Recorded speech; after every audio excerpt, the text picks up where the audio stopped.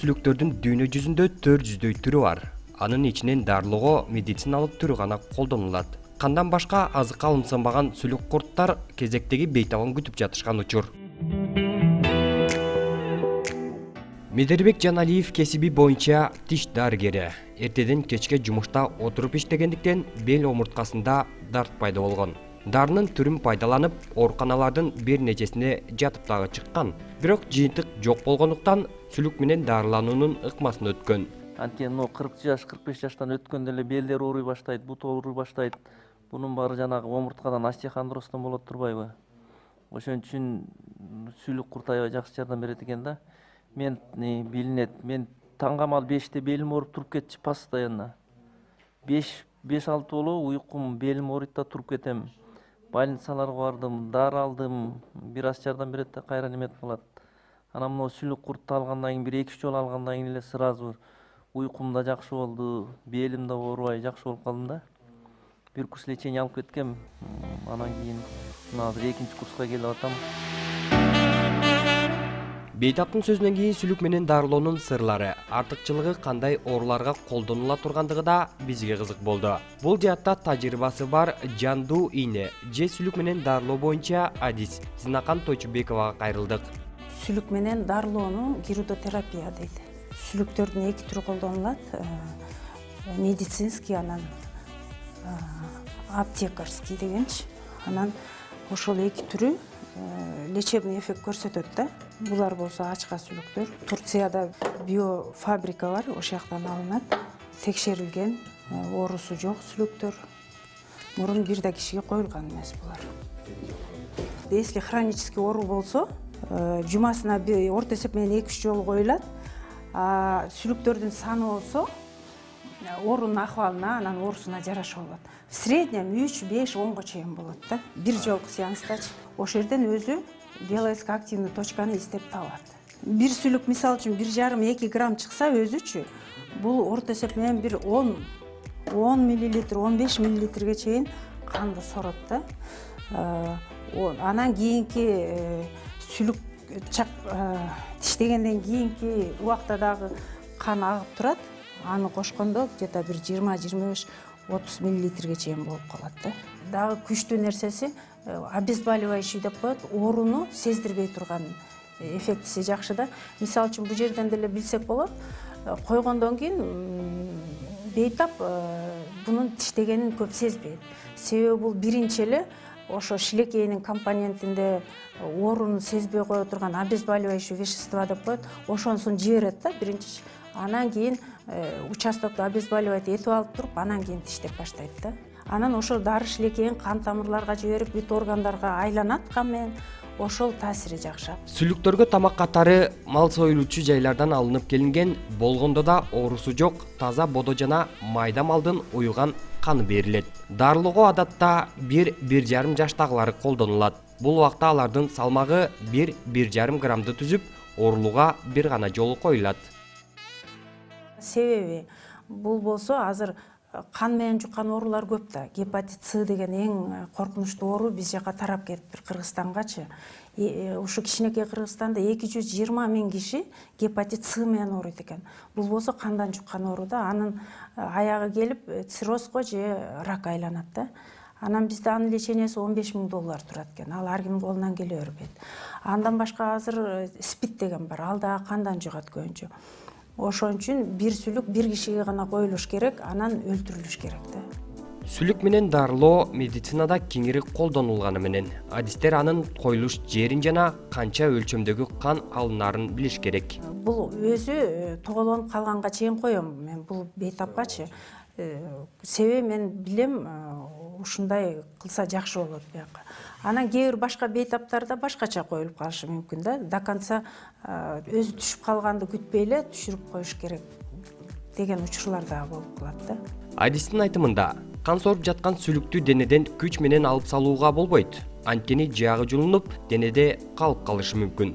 Кокус аны убактысынан мурун алуу керек болсо, анда сүлүктүн денесине туз себелөө же уксус сүртүү жетиштүү. Ошондой эле дарылоо курсу оорунун диагнозуна жана оор же жеңил экендигине карап 3 же 4 сеанстан турат дейт Зинакан Тойчубекова.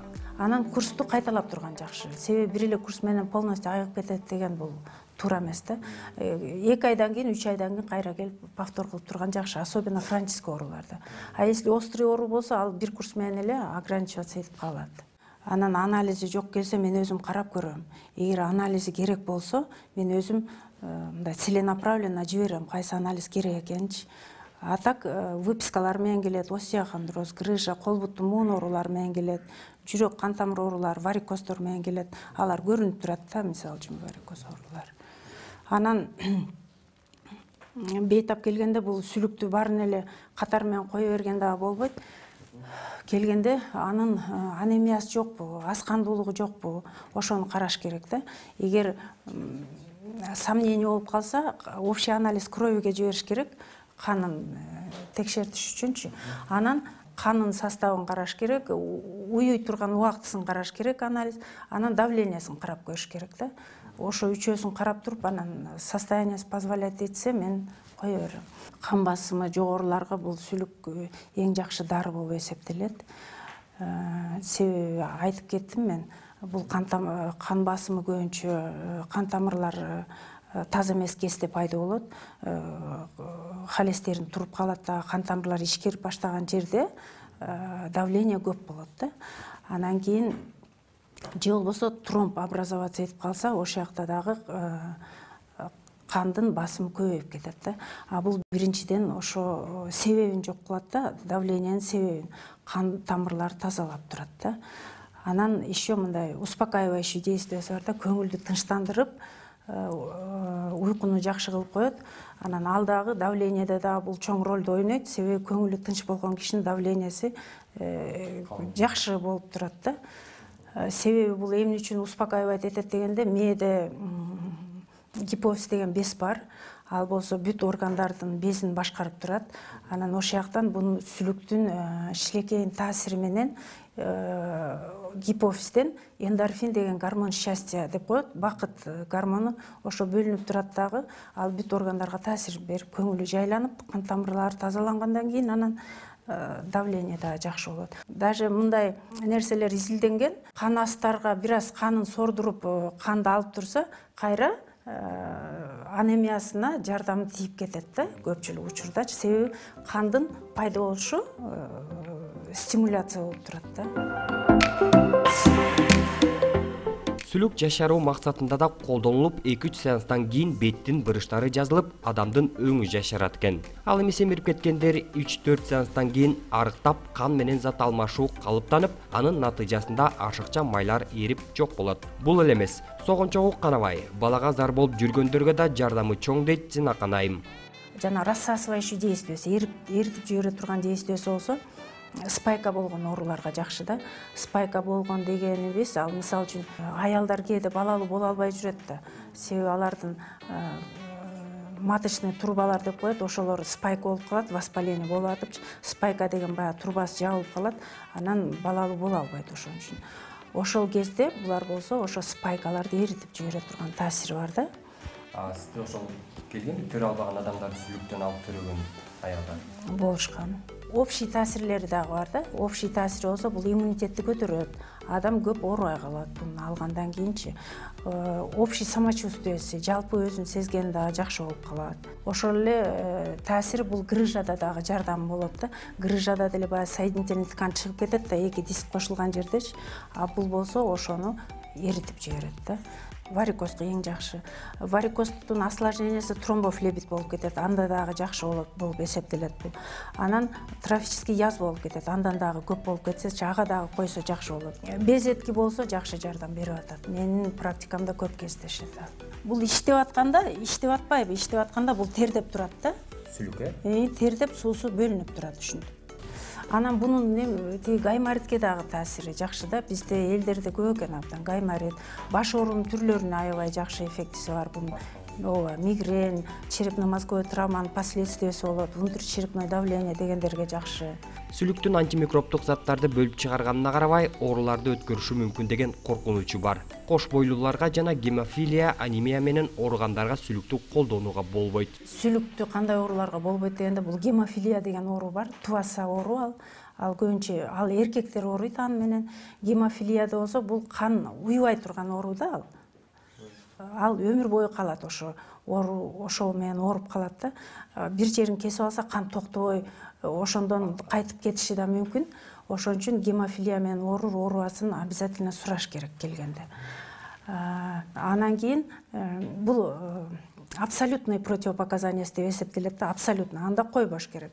Мындай относительный противопоказаниялерин болсо, жана айттым, өтө каны аз болсо, если гемоглобин 100дөн азыраак болсо, аны ойлонуп коюш керек да. Анан давлениеси өтө аз болсо, ошондо ойлонуп коюш керек. Анан кандын да уйбай турган оорулары болот, геморрагический диатез деген. Ал кезде дагы кан жакшы уйбай калат, анын бирок түрлөрү бар да. Анда дагы мындай ошону билип анан коюш керек да.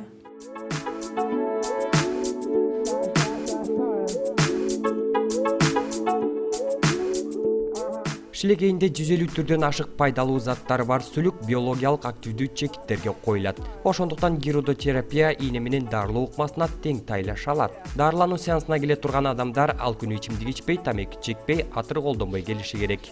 Сүлүктөр жытты жакшы көрбөйт. Жыты бар адамдарга отурбай кыйнайт да. Ошон үчүн денени таза жууп, колдон келсе, жыты жок самы менен жуунуш керек да. Мен көбүнчө айтам өзүмдүн бейтаптарыма, детский балдардын самыны менен жуунуп келгиле деп айтам да. Анан парфюмерия, косметика дегендерди колдонбош керек. Ошон үчүн булар өтө таза жаныбар болуп эсептелет да. Сүлүктүн тиштегени оорутпайт, чалкандын чакканына эле окшош. Ошондуктан оорулардын алдын алуу үчүн дарылануу курсунан өтүп койсо болот. Мисалы